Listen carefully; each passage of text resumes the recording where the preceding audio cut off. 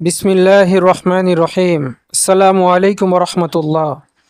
আপনি কি কখনো লক্ষ্য করেছেন রাতে বিড়াল হঠাৎ একদিকে স্থির হয়ে তাকিয়ে থাকে? অনেকেই মনে করেন বিড়াল হয়তো জিন বা অদৃশ্য কিছু দেখছে, কিন্তু ইসলাম কি সত্যিই এমন কথা বলে? চলুন সত্যটা জেনে নেই। প্রথমেই একটি বিষয় পরিষ্কার করা জরুরি, কোরআন বা সহিহ হাদিসে কোথাও বলা হয়নি যে বিড়াল জিন দেখতে পারে। তাই এই ধরনের দাবি ইসলামের নামে নিশ্চিতভাবে করা ঠিক নয়।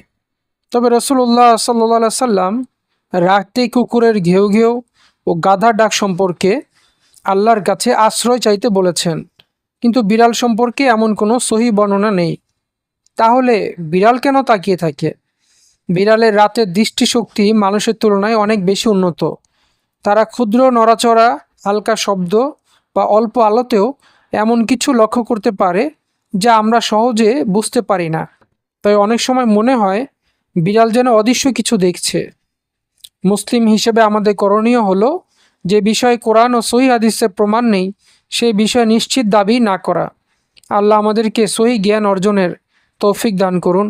আমিন। আসসালামু আলাইকুম রহমতুল্লাহ।